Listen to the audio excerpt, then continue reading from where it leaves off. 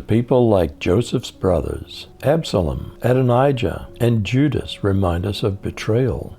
How do we treat our very imperfect leaders? Let's look at 2 Samuel 18. Who were the three captains of David's army? Did he request that they be gentle with his rebel son Absalom?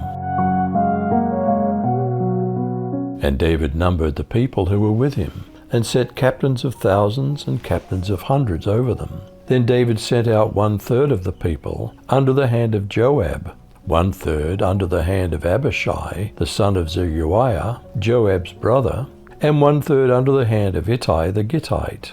And the king said to the people, I also will surely go out with you myself.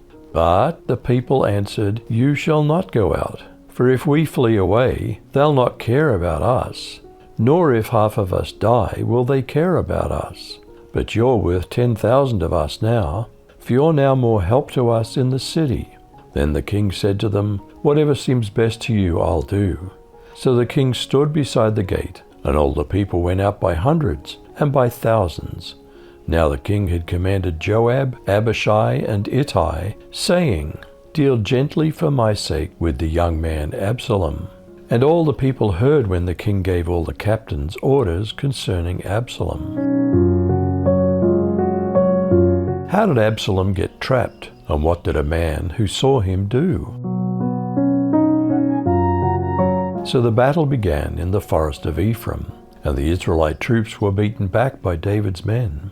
There was a great slaughter that day, and 20,000 men lay down their lives.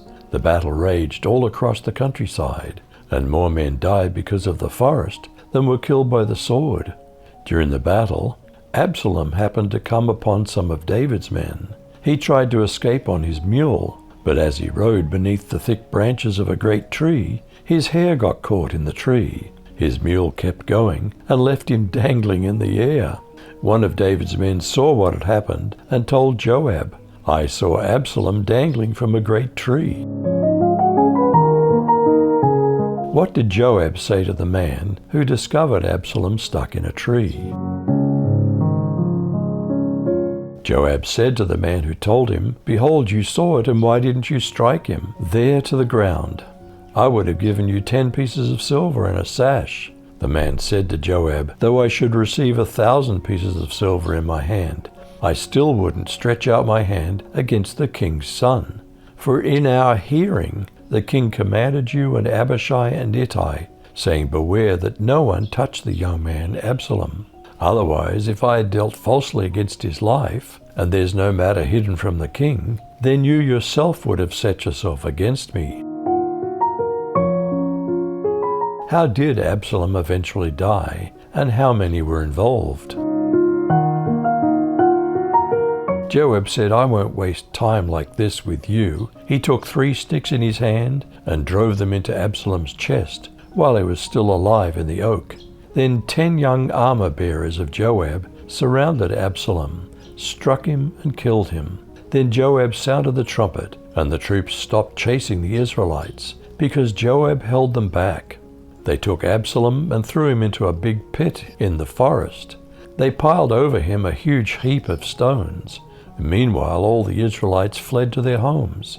When he was alive, Absalom had raised a large pillar for himself in the king's valley. Because he said, I have no son to carry on the memory of my name, he named the pillar after himself. It's called Absalom's monument to this day. Which 2 men ran to tell David the news of Absalom's death? Ahimaaz, the son of Zadok, said, Joab, let me run and tell King David that the Lord has rescued him from his enemies. Joab answered, You're not the one to tell the king that his son's dead. You can take him a message some other time, but not today. Someone from Ethiopia was standing there, and Joab told him, Go and tell the king what you've seen. The man knelt down in front of Joab, then got up and started running. Ahimaaz spoke to Joab again. No matter what happens, I still want to go. And besides, the Ethiopian has already left. Joab said, Why should you go? You won't get a reward for the news you have. I'll run no matter what, Ahimaaz insisted. All right then, run, Joab said. Ahimaaz took the road through the Jordan Valley and outran the Ethiopian. Was the first man to arrive, reluctant to tell David the whole truth. Now David was sitting between the two gates, and the watchman went up to the roof of the gate by the wall. And when he lifted up his eyes and looked, he saw a man running alone. The watchman called out and told the king, and the king said, "If he's alone, there's news in his mouth." And he drew nearer and nearer. The watchman saw another man running, and the watchman called to the gate and said, "See, another man running alone." The king said, "He also brings news." The watchman said, "I think the running of the first is like the running of Ahimaaz, the son of Zadok." And the king said, "He's a good man, and comes with good news." Then Ahimaaz cried out to the king, "All is well." And he bowed before the king with his face to the earth and said, "Blessed be the Lord your God, who has delivered up the men who raised their hand against my lord the king." And the king said, "Is it well with the young man Absalom?" Ahimaaz answered, "When Joab sent the king's servant, your servant, I saw a great commotion, but I don't know what it was." And the king said, "Turn aside and stand here." So he turned aside and stood still.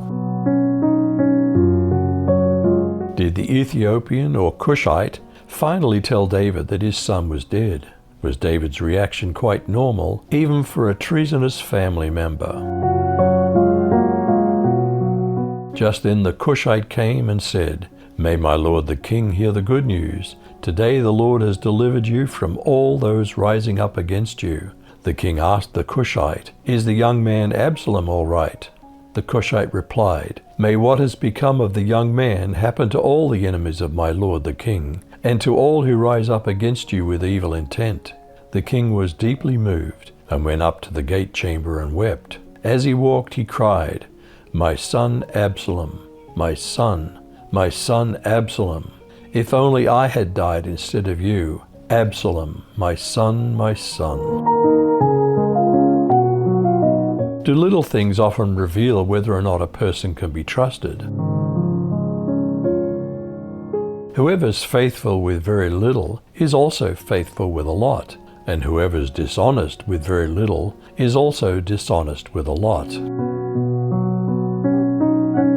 What's the greatest act of loyalty that any person can give? Greater love has no man than this, that a man lay down his life for his friends. Our leaders are all imperfect, but if they don't make us disobey God, how should we act?